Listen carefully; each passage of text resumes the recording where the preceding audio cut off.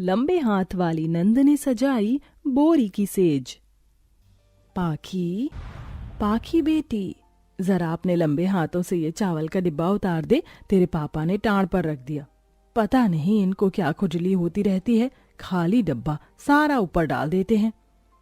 कोई नहीं माँ, अच्छी बात है ना, जगह बन जाती है नीचे। और मैं तो हूँ ही इतने लंबे हाथों वाली, इसके फायदे और नुकसान दोनों हैं।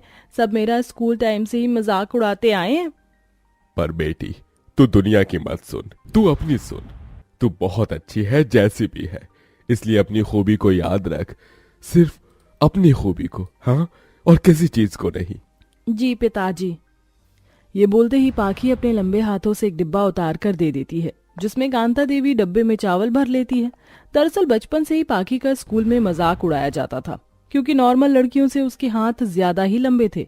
पर लोगों को इसका फायदा कम, बदसूरती और नुकसान ज्यादा दिखता था।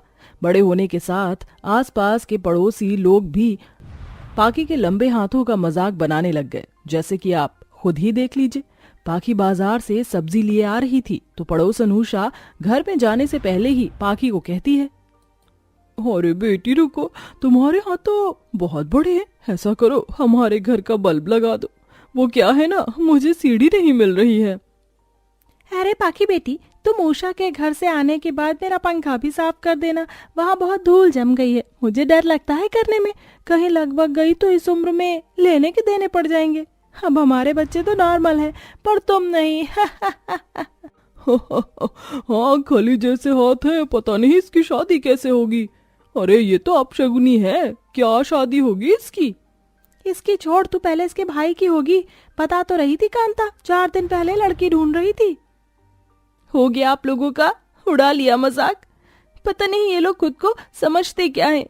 क्यों भगवान जी, क्यों आपने मुझे इतने लंबे बदसूरत से हाथ दिए हैं? सब लोग मेरा मजाक उड़ाते हैं। पाखी घर में चली जाती है।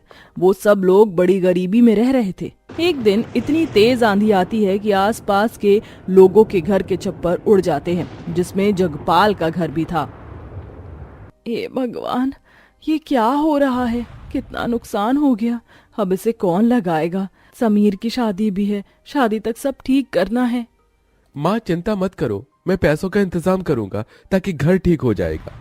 बस ये है कि शादी के पैसे थोड़े यहाँ लग जाएंगे। भैया, आपको शादी के पैसे खर्च करने की कोई जरूरत नहीं है, मैं कोई दूसरा जुगाड़ देखती हूँ, आप यहीं रहिए, मैं बाहर से आती हूँ। पाखी बेटी, ध्यान से जाना बाहर, तुम्हें पता है अभी आंधी आई थी। जी पिताजी। ये बोलने के बाद पाखी घर से बाहर जाती है, जहाँ और लोगों के घर की दीवार भी टूटी फूटी देखती है और छत उड़े हुए। तभी उसे आसपास अपने बहुत सारी बोरियां दिखाई देती हैं। बोरियां? इन्हें देखकर लगता है कि ये बेकार बोरियां हैं जो किसी के काम की नहीं। क्यों ना इससे ही मैं घर के छत्ते ठीक कर लूं। पाखी एक एक करके जमीन पर पड़ी सारी बोरियों को उठाकर झाड़कर घर में ले आती है और अपने लंबे लंबे हाथों से ही अपने घर के छप्पर को कुछ ही घंटों में ठीक कर देती है। वहीं और बोरियों को काट पीट कर घर सजा देती है, दड़ी पट्टे पर बिछा देती है और भी बहुत चीजें, जिसे देख कांता देवी हैरान और खुश हो जाती है। अरे वाह पाखी, तूने तो अपने लंबे हाथों से चंद घंटे में ही इस छत को ठीक कर दिया, वो भी इतनी सारी बोरी से। ये कहाँ मिली तुझे? माँ बाहर बेकार पड़ी थी तो मैंने उठा लिया। देखो ना, अब भैया को पैसे खर्च करने पड़ते, लेकिन मैंने वो पैसे बचा लिए। माँ बाहर पड़ोसी लोगों की दीवार और घर भी कमजोर होकर टूट गई हैं, तो मैं उन्हें मरम्मत कर देती हूँ, इसी से ही थोड़ी बोरियां बची हैं। ठीक है पाखी। देखो माँ, हमारी बहन कितनी समझदार है। पाखी उषा के पास जाती है, जो वो अपना सर पकड़कर रो रही थी। ए भगवान, मैं तो लुट गई, बर्बाद हो गई, मेरा घर टूट गया। अब तो चोर चक्के कभी भी आ जाएंगे, ऊपर से इतना पैसा भी नहीं है। अरे तेरी तो छत गई है सिर्फ, मेरी तो दीवार भी गिर गई इस आंधी में। आंटी, आप दोनों चिंता मत कीजिए, बस मुझे थोड़ा सा समय दीजिए, मैं आपके घर को ठीक कर सकती हूँ। कैसे? ऐसे। बाकी बची हुई बोरियों से उनके घर को किसी लेप और घास से बोरी के साथ चिपकाकर अपने घर की तरह इनका घर भी मजबूत कर देती है और थोड़ी थोड़ी बोरियां रह जाती हैं। हे भगवान, बोरियां तो कम पड़ गई, मैं और लेकर आती हूँ।